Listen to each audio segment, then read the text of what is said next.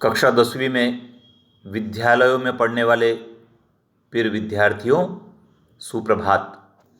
विद्यार्थियों, पढ़ाई के साथ साथ प्रतियोगी परीक्षाओं को देना भी बहुत आवश्यक होता है, जिससे कि हम उच्च अध्ययन की ओर अग्रसर हो सकें। विद्यार्थियों, हमको पढ़ने के लिए आर्थिक मदद की भी आवश्यकता होती है। उसके लिए सरकार छात्रवृत्ति प्रदान करने के लिए अनेक प्रकार की परीक्षाएं आयोजित करती है। उसमें एक महत्वपूर्ण परीक्षा है NTSE, national talent search examination. विद्यार्थियों, इस परीक्षा को पास करने के पश्चात उच्च अध्ययन के पाठ्यक्रमों को पूर्ण होने तक प्रति माह सरकार की ओर से छात्रवृत्ति प्रदान की जाती है। आइए विद्यार्थियों, जानते हैं क्या है नेशनल टैलेंट सर्च एग्जामिनेशन। राष्ट्रीय प्रतिभा खोज परीक्षा विद्यार्थियों NCERT नई दिल्ली द्वारा यह कक्षा 10वीं के छात्रों के लिए आयोजित की जाती है।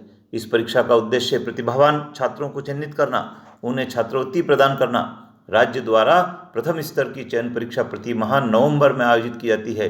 विद्यार्थियों, इस बार यह परीक्षा आगामी माहों में आयोजित होगी, इसका विज्ञापन प्रकाशित हो चुका है। लेकिन मैं आपको बताना चाहूँगा 23 नवंबर 2020 तक इस परीक्षा के लिए आप आवेदन पत्र प्रस्तुत कर सकते हैं। यदि विद्यार्थियों आपने अभी भी आवेदन पत्र प्रस्तुत नहीं किया है तो आपके पास अवसर है। आप MP ऑनलाइन के कियोस्क पे जाकर इस परीक्षा के लिए आवेदन पत्र 23 नवंबर 2020 तक सबमिट कर सकते हैं।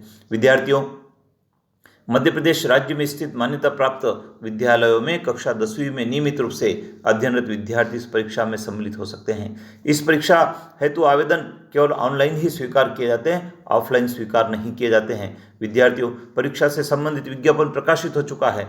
आप www.education पोर्टल पर जाकर इस विज्ञापन के बारे में विस्तार से जान सकते हैं। विद्यार्थियों, NCERT नई दिल्ली द्वारा द्वितीय स्तर की राष्ट्रीय प्रतिभा खोज परीक्षा के आधार पर पूरे देश से 1000 छात्रवृत्तियां प्रदान की जाती है। छात्रवृत्ति की राशि भी निम्नानुसार दी गई है।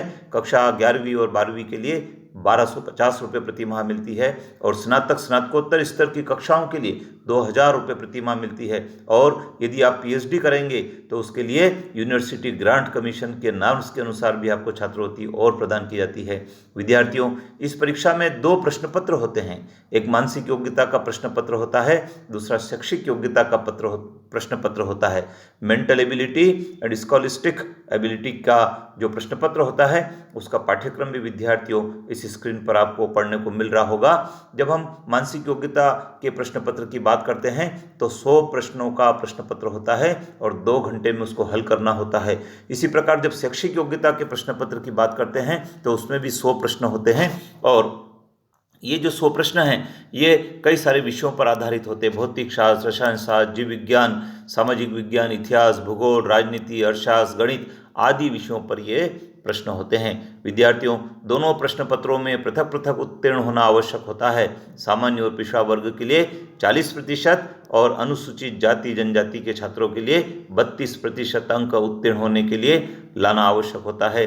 विद्यार्थियों, परीक्षा का माध्यम हिंदी और अंग्रेजी दोनों होता है। मैं कक्षा 10वीं में पढ़ने वाले सभी विद्यार्थियों से अनुरोध करना चाहूँगा कि एक सुअवसर आपके पास है प्रतियोगी परीक्षा देने का और पास करके छात्रवृत्ति को पाने का। आप सभी विद्यार्थी आज ही किसी MP ऑनलाइन के कियोस्क पर जाकर इसका आवेदन पत्र भर दीजिए, जिससे कि आप परीक्षा में बैठने की पात्र हो जाएं। विद्यार्थियों, इसकी परीक्षा सरल होती है, ऑब्जेक्टिव टाइप परीक्षा होती है, लेकिन जो विद्यार्थी पाठ्यक्रम की तैयारी करते हैं वे निश्चित रूप से पास भी हो जाते हैं। विद्यार्थियों, जैसा कि मैंने आपको बताया 2 चरण की परीक्षा होती है। प्रथम चरण की परीक्षा और फिर द्वितीय चरण की परीक्षा, और द्वितीय चरण की परीक्षा के आधार पर चयनित विद्यार्थियों को छात्रवृत्ति की पात्रता होती है। तो विद्यार्थियों, अपने अधिक से अधिक मित्रों को शेयर करें, मेरे इस चैनल को सब्सक्राइब कर लें, बेल आइकन को प्रेस करें, जिससे कि आपको समय पर ऐसे उपयोगी नोटिफिकेशन प्राप्त हो सके।